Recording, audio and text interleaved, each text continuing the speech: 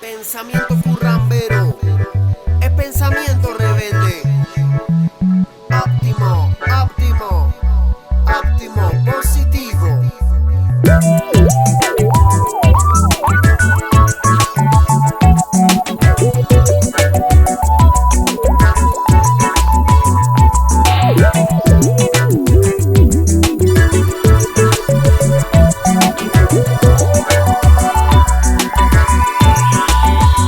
Buen voltaje llamo, baganería total. Pensamiento próxico Caribe. Hola, bienvenidos a un nuevo capítulo de los podcasts Mira al Centro. Hoy vamos a hablar del Centro Histórico de Barranquilla, vamos a hablar de patrimonio y vamos a hablar de música. Por eso nos acompaña hoy el maestro Humberto Pernet. Viejo Humber. Hola Mañe, ¿Cómo va la vaina, bro? contento de estar aquí contigo, acá en Barranquilla, en esta tarde preciosa. Muy feliz de estar aquí en el centro, precisamente. Humberto es uno de los músicos que a mí personalmente me parece que ha marcado como un sonido especial de esas nuevas sonoridades de Colombia y de Colombia para el mundo. Humberto Pernet lo conozco desde chico y bien, hoy soy admirador de su música, me encanta lo que haces y bueno, y hoy quise hablar contigo del centro porque a mí la música de Pernet me parece que tiene mucha influencia y suena a lo que suena y a lo que se ve en el centro de Barranquilla. ¿Qué conexión hay en tu música con lo que pasa o con lo que se vive en el centro histórico de Barranquilla? ¿Cómo la sientes? Pues claro, primero que todo, como barranquillero, pues la influencia es inminente, sí. Mis padres, mi papá era del barrio abajo, sí, mi abuelo era barrio bajero. Entonces hay muchas costumbres, muchas cosas que vienen de aquí, del centro de la ciudad, sí. Y recuerdo mucho de niño a mi abuelo traerme al centro, sí. Tú sabes, el centro es un lugar muy específico y como muy especial de cada ciudad, ¿sí? Entonces, el centro de Barranquilla es el corazón de Barranquilla y de ahí pues cogemos mucho sabor, mucha información. Bueno, ¿a qué suena el centro de Barranquilla? Wow, el centro de Barranquilla es un caos total. Ese es un carnaval vivo, ¿sí? Es como si el carnaval nunca se acabara, ¿sí? Y siempre pienso en eso, como recuerdo el caño de la Uyama cuando era niñito y esa vaina como era, bueno, hoy día como es ya de diferente, pero recuerdo el caos que era eso y la gente gritando y el pregón y la cosa, ¿sí? Entonces creo que ese tipo también de ambiente, también esa vaina me influyó mucho también.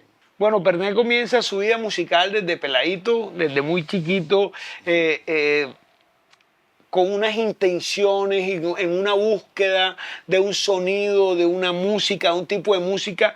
En los 80s y 90s había mucho rock, había mucha música alternativa y estaba como el hip hop en pleno apogeo. ¿De qué se nutre? ¿Cuál era la música que tú escuchabas?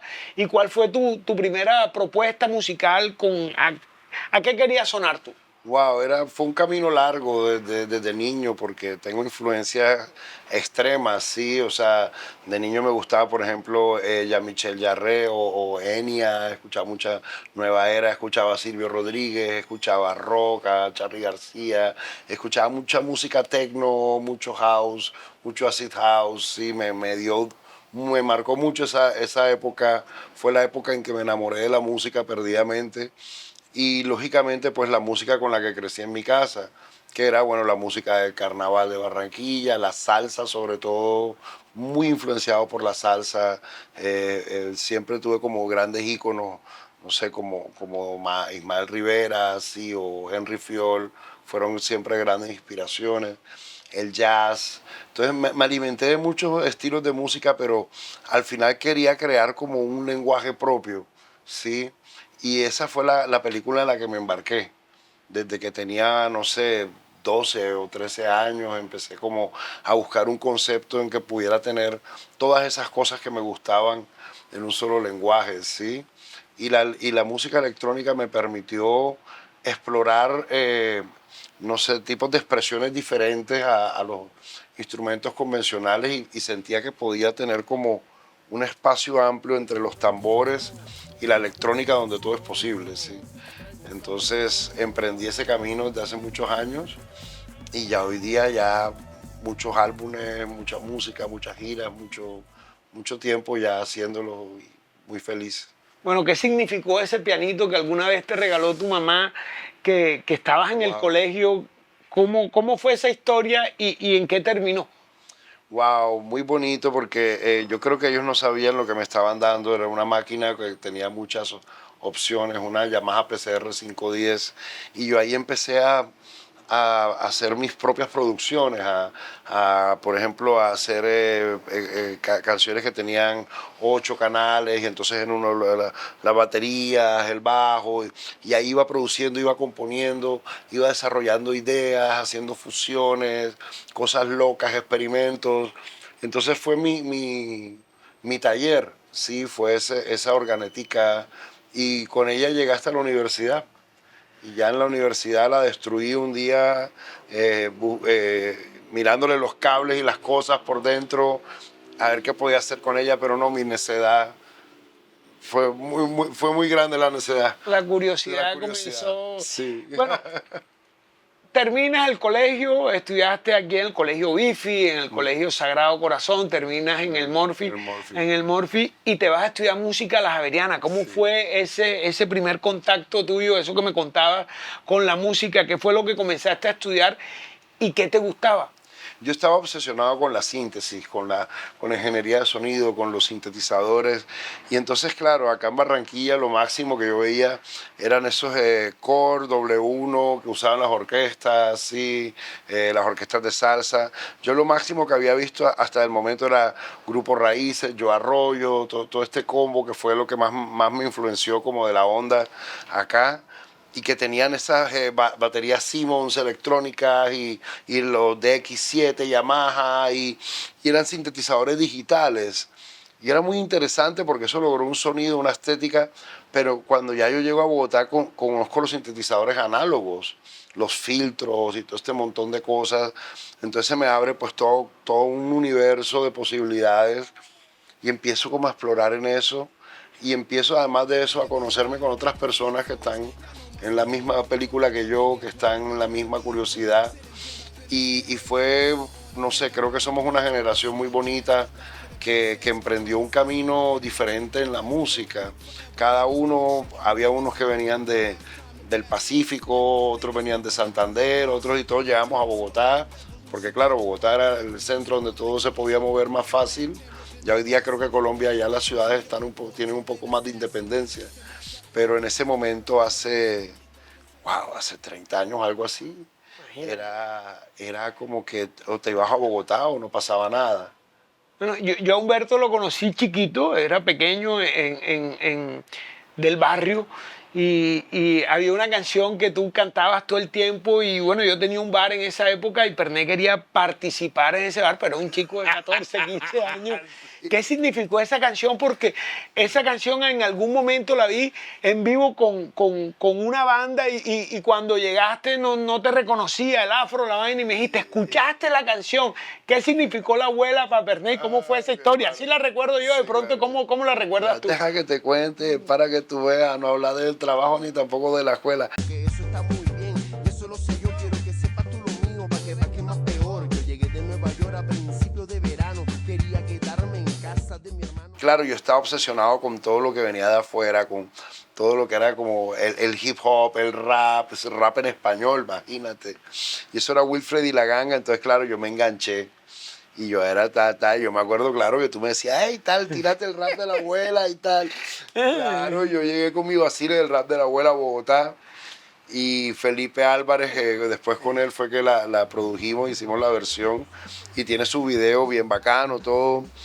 Y entonces sí, fue como traer un poco de esa vaina urbana caribeña, decir yo soy urbano caribe también, sí, hago parte de todo esto, sí, conecto con los brothers de Puerto Rico, sí, que están allá desde hace rato haciendo música alternativa, sí, entonces fue también esa conexión bonita ahí con eso. Yo creo que hay un proyecto musical que marcó como un hito, no creo que, no pienso que solo en Colombia, sino para el mundo, como fue Side Stepper. ¿Qué Sí, significó? claro. ¿Cómo entras tú a Side Stepper?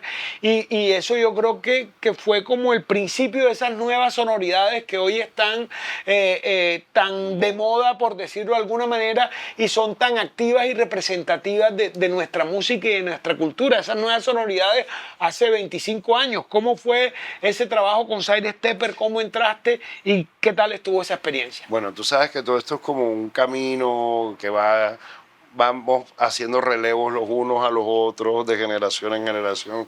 Y claro, Stepper son nuestros hermanos mayores, sí, Richard Blair, ahí estaba Iván Benavides, estaba Teto Campo, que también trabajaron con la provincia, sí. Y claro, y lógicamente ellos estaban experimentando con otras cosas, música electrónica también. Nosotros experimentábamos con música electrónica porque simplemente es nuestra generación, el lenguaje de nuestra generación. Crecimos con sintetizadores, escuchando Depeche Mode, Erasure, escuchando, no sé, a los Pet Shop Boys, ¿sí? Entonces, claro, eso nos marcó muchísimo. Pero ellos venían de un proceso de exploración. Y Richard Blair venía entonces desde Londres, después de haber trabajado años junto con Peter Gabriel. Sí, entonces él monta acá su banda también. Y entonces empieza a reclutar artistas.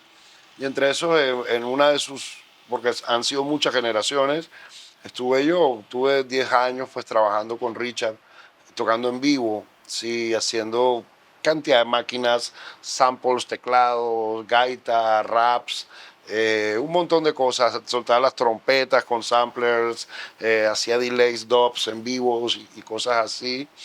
Y fue una experiencia que me enriqueció mucho como artista, porque yo todo eso lo apliqué después a mi proyecto, todo lo que aprendí con Richard. Entonces Richard ha sido como un gran maestro para mí de lo que es la producción y todo lo que es el audio.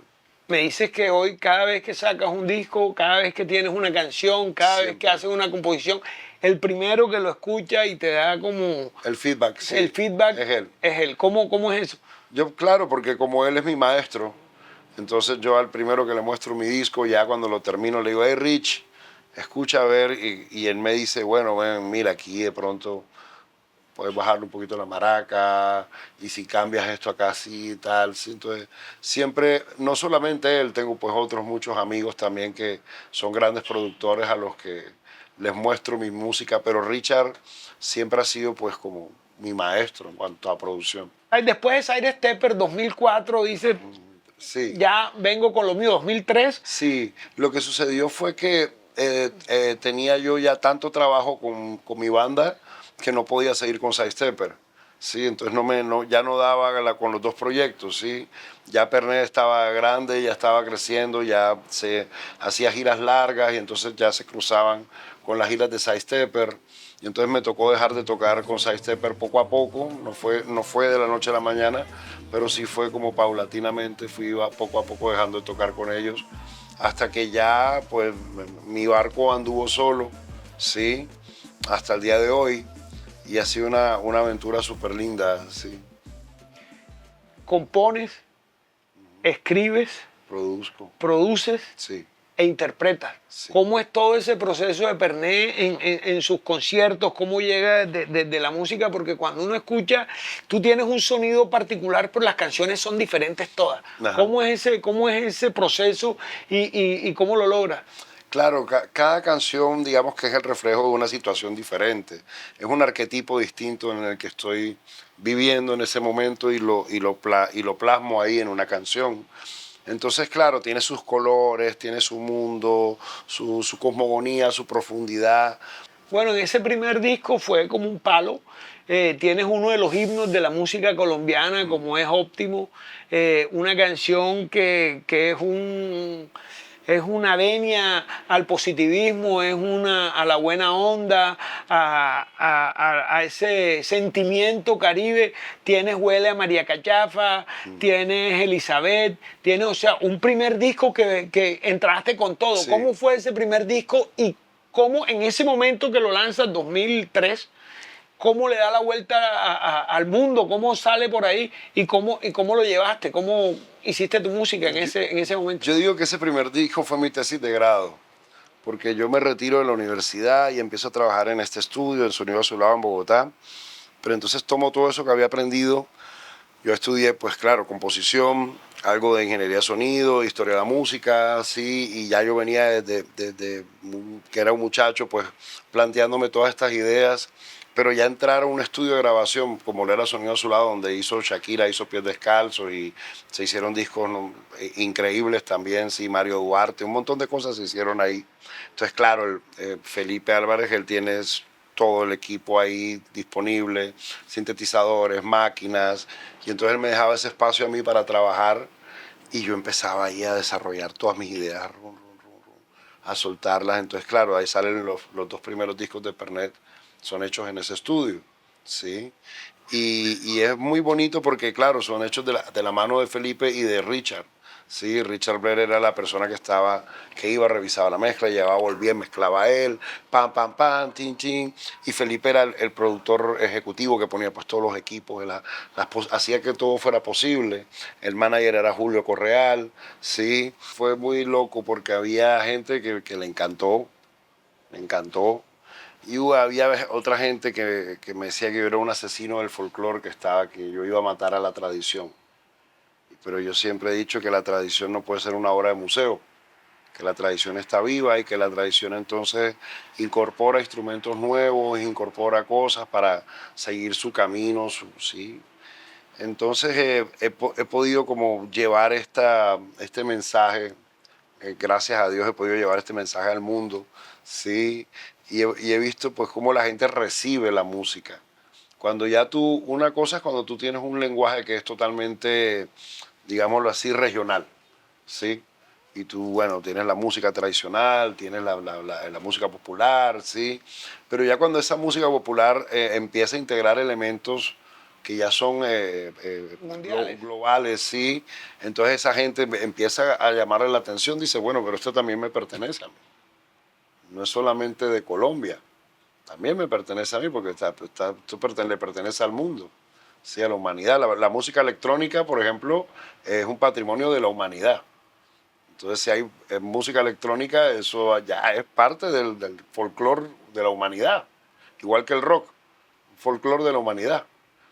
Entonces, nosotros estamos llevando, creo que la cumbia a eso, a que sea una cosa global, que sea una cosa del mundo. Ya hablar de cumbia, por ejemplo, es como hablar de reggae, o hablar de rock, o hablar sí, de cualquiera de estos géneros que son inmensos, que son globales. Y nosotros, bueno, en nuestra música nosotros no le hemos puesto un nombre, ¿sí? Porque yo pienso que al final es eso, es cumbia. Y la cumbia es inmensa, ¿sí? Y uno dice cumbia, pero tú hablas de cumbia, pero ahí está, son corridos, bullerengue, paseo, todo el compendio ese de la música colombiana que hace ¿sí? Entonces esa vaina la gente afuera lo entiende. Y eso es una cosa universal. Claro, y ese movimiento tuyo con la gaita mezclado con los sintetizadores, con el tambor, con la guitarra, con esa puesta en escena, además cuando llegas a otros mercados, porque digamos que tu música ha trascendido muchísimo, pero por lo menos aquí la radio ha sido bastante mezquina con tu música. ¿Cómo sientes eso, ese trabajo de los disc jockeys? Que no ponen tu música en la radio a menos que sean como programas especializados, sí, y no sea una música popular teniendo todo ese potencial para que sea algo de los que nos sintamos orgullosos Claro. y contentos de tener esa música en nuestro repertorio. Sí, es curioso, bueno, la manera en que los intereses que mueve la música, que mueve la radio, las cosas a las que estás vinculado o no estás vinculado, o no está vinculada a tu música, ¿sí? Yo hago mi música es popular, Mi música es para la gente, la bailen los niños, los viejos, todos, las letras son para todo el mundo, ¿sí? Y siempre lo he visto enfocado de esa manera. Hubo un grupo de gente que se encargó de decir que mi música era experimental, que yo hacía es que música experimental. Y la música experimental es muy distante. Yo creo, por ejemplo, que hay grupos más experimentales como los Meridian Brothers, sí, o no sé, o el Frente Cumbiero, es mucho más experimental que Pernet y es hasta más popular. Pero no sé, yo creo que también depende mucho de uno, sí, porque yo no he querido como arrodillarme a cierto tipo de situaciones o de cosas que no sé, que Pero para... has pegado la radio, has tenido temas, ¿no? Sí, ¿Cómo claro, ha sido claro, claro. Han habido canciones que han estado pegadas. Bueno, la María Cachafa apenas salió, eso fue número uno y la censuraron. Huele a María Cachafa, pero aquí huele a María Cachafa, mi hermano. Huele a María Cachafa, pero aquí huele a María Cachafa, mi hermano. Entonces sí, y hay canciones que suenan, que se quedan ahí, sí. Entonces es bonito porque no es una cosa como la naturaleza del hit, sino que son canciones que se van quedando y van haciendo público con los años, ¿sí? Y cuando vienes a ver está la gente coreando las canciones, ¿sí? Se las saben.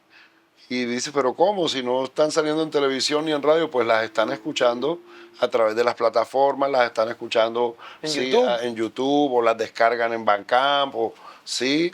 Hay muchas maneras, pero digamos que la radio ya y la televisión tradicional se han quedado cortas para toda la música que existe en el mundo. Colaboraciones, has tenido colaboraciones con infinidades de artistas nacionales, internacionales, con Calle 13, con Lisa Humé, ¿con quiénes han hecho esas colaboraciones y cuáles son las que más te han llenado en tu vida Wow. Para mí lo más, músico? yo creo que lo más grande que he hecho hasta ahora es trabajar con Phil Manzanera, productor de Pink Floyd, de Brian Eno, sí, Roxy Music, y además que Phil, la mamá de Phil es barranquillera. Es barranquillera, entonces él, claro, él le encanta Barranquilla, tiene dos trabajos que se llaman Corroncho, Corroncho 1 y 2. Yo trabajé en el Corroncho 2, estuve grabando gaitas, grabé una flauta guayú que se llama Masi, grabé un montón de cosas y bueno, y conocí a Phil, que es una persona increíble, un ser humano increíble, un maestro. Entonces él me grabó guitarras a mí, yo le grabé cosas a él. Entonces me siento muy orgulloso de eso porque Phil siempre ha sido para mí como un gran héroe, una leyenda del rock and roll, ¿sí? Me encanta trabajar con Quantic, por ejemplo, con él he hecho una cantidad de cosas también, yo para él para mí, Nicodemus, con quien me ha hecho varios remixes también. Ahorita, bueno, en esta gira muchos grupos nuevos, estaba Caribe Roots de París, estaba en Toulouse, están los Guayabo Brothers, mucha gente y me gusta como eso, experimentar, a ver qué vainas salen. Por ahí estoy haciendo un tema con un turco de por allá de Bremen, Alemania, sí, entonces a ver qué sale de este barranquillero con lo que venga, hermano. Tuviste la fortuna de también estar con Totó la Momposina, de trabajar al lado de ella, de conocerla y hacer música. ¿Cómo fue esa experiencia Wow. yo creo que es de lo más grande que tenemos del folclore en Colombia y en América Latina, sin lugar a dudas? Yo a Totó le decía mamá, mami. Además que ella me dijo que a ella le encantaba la música de mi tía abuela de Carmencita Pernet.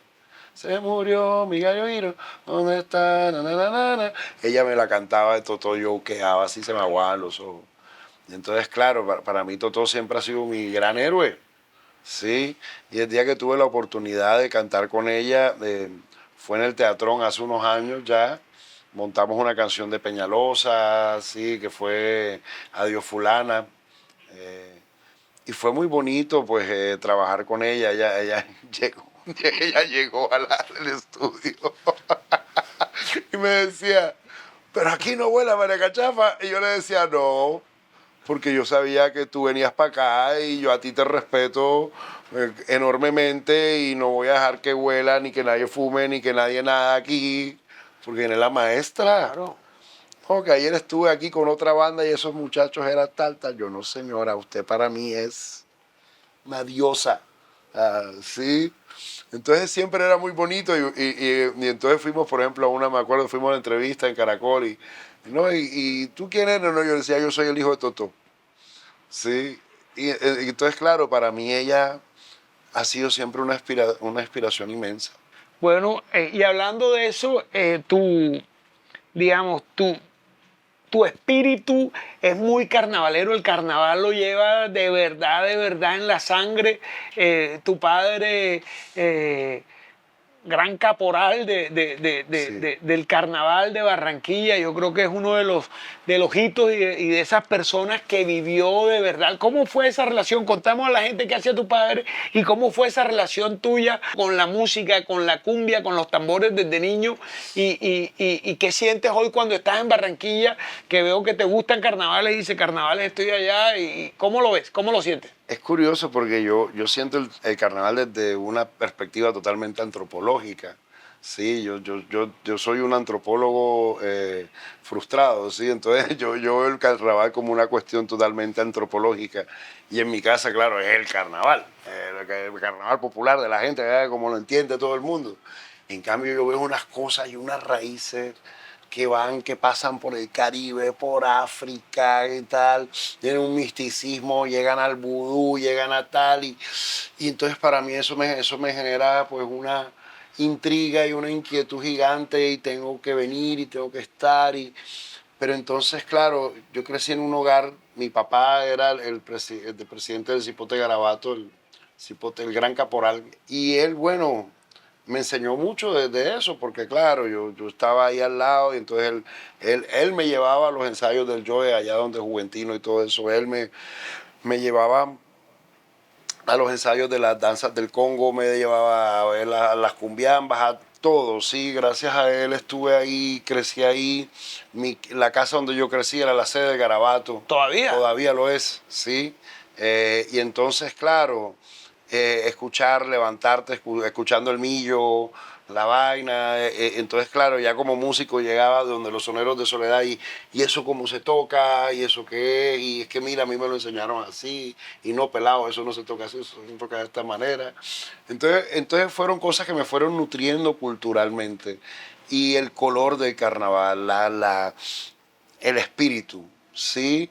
Porque hay una vaina que es como esa bacanería, sí, que tiene el barranquillero, sí, que ahorita somos los coletos, los coletos somos los que vienen después de los bacanes, está la bacanería, ahora vienen los coletos, entonces la coletera, bacano, tal, el color, sí, la alegría, llevar eso a todas partes, cuando tú llegas, me ha pasado en países como en Japón, por ejemplo, que una vez llegó un man allá a hacerme una entrevista y entonces el tipo llegó. Y yo lo cogí, lo abracé y le di una cerveza y todo. Mi mamá me decía, es que aquí la gente que llega no saluda siquiera, hermano. No saluda. Y yo decía, wow, pero es que de donde yo vengo la gente es así. ¿Sí? No, es de verdad. Bueno, la música también te ha dado la oportunidad de conocer el mundo. Mucha gente se imagina que cuando los artistas van de gira, bueno, algunos seguramente los harán, son con unos planes súper puntuales y tal, pero tú te vas de gira casi a menudo, por decirlo así, y estás en Europa, vuelves, vas a Estados Unidos. ¿Cuántos países has conocido con tu música y qué es lo que más te ha gustado de llevar esa tradición musical, ancestral y moderna a todos esos países que has conocido? ¿Qué has conocido y cuáles te han impactado? Mucho. ¿Sabes qué me impactó Bolivia? El día que fui, me contrató Evo Morales para ir a tocar para el cuerpo presidencial allá en La Paz, Bolivia. Y fue muy loco porque yo ese día salía de Palenque, imagínate. Y agarré un avión para allá, hermano. A las 4 de la mañana, una cosa así.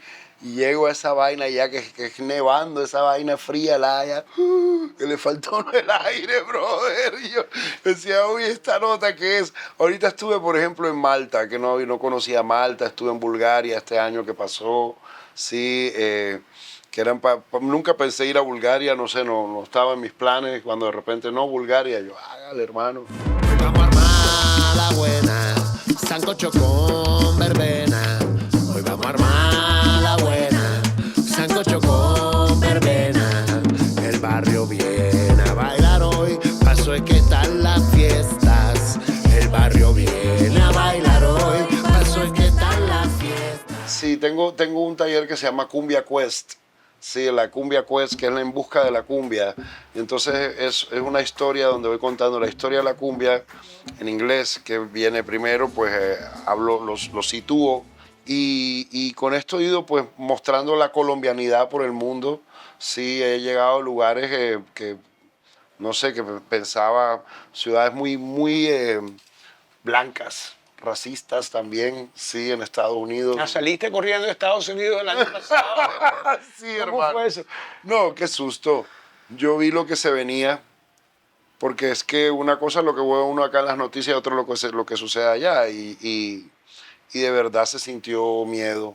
Y fue una cosa muy bonita también porque yo soy muy místico. Yo creo que uno habla con el universo, le llaman Dios, lo que sea, pero tú hablas con el universo. Yo le decía como, tengo estos planes, quiero hacerlos realidad. Y el universo me dijo, eso lo vas a lograr en tu país, donde lo has hecho siempre. Sí, olvídate del ¿Cómo te sueño recibió americano. Colombia? Colombia fue hermoso, me recibiste tú. Aquí, fue divino, me acuerdo. Y empezamos acá en el barrio abajo, fue bellísimo. Después fui a Santa Marta, fui a hacer unos pagamentos en la sierra, toda esta historia, toqué. Siempre hago esta ruta, me encanta. A mí me encanta hacer esta, es que es un lujo. Y llegaste en época de Vivir en el carnaval, Caribe. además. Llegué en época de carnavales y entonces, claro, siempre hago lo mismo. Me voy para Palomino, toco en Palomino, en Santa Marta, en todas las playas o los hostales de por ahí de la zona. Así, me hospedo, me voy, la parcho con los llaves, bacanísimo. Son lujos que nos damos los colombianos, que te aseguro que hay personas ahorita en Alemania, en Suiza, que quisieran estar acá en vez de estar allá chupando frío. Colombia está bellísima. Pues volví a Colombia y quedé impactadísimo, estaba bello todo. Y Barranquilla en especial tiene unos cambios espectaculares. Estoy súper orgulloso de mi gente, brother, y ver las calles bacanas, limpias, chéveres. O sea, ahí se ve un avance en eso importantísimo. Ese orgullo de mostrarle a tu Ajá. ciudad que tú decías antes, hey, en Barranquilla no hay nada que hacer, en Barranquilla te puedes quedar una semana y no repites plan. Ajá.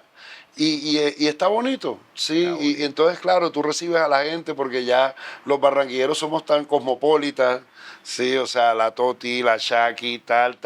Papi, nosotros somos una elegancia en el Claro. mundo entero. Entonces, aquí, quienes nos visitan, pues gente de todo el planeta. Esto acá es exactamente, es muy cálido. Somos personas muy cálidas. Yo aprendí eso en mi casa. La casa donde yo crecí siempre es una casa de puertas abiertas para todo el mundo. Tú vas a la puerta y hay una hoyota de sancocho, de sancocho guandule, y eso está todo el mundo ahí comiendo, y entras al baño y está todo el mundo en tu baño, en tu cuarto. No, y tu casa es especial. En tu Yo casa, me acuerdo de niño, todos los ensayos ahí en esa cuadra. Bueno, Humbert, fue un placer enorme haberte tenido aquí. Yo creo que es la primera vez que hablamos de música. La gente en este podcast está acostumbrado a que hablemos de historia, de arquitectura, de fotografía, pero hoy quise traer un músico que creo que nos representa de la mejor manera, que de alguna manera la gente que le gusta las nuevas sonoridades ha logrado mostrarle este carnaval y esta ciudad que hoy está floreciendo para el mundo, lo llevas en tu música. Muchísimas gracias por haber estado aquí con nosotros y bueno, espero que ustedes hayan disfrutado tanto este podcast como yo disfruté esta conversación con el maestro Humberto Perdet. Mi nombre es Manuel Alzamora y nos vemos en el próximo podcast de Mira al Centro. La vida no es para llorar.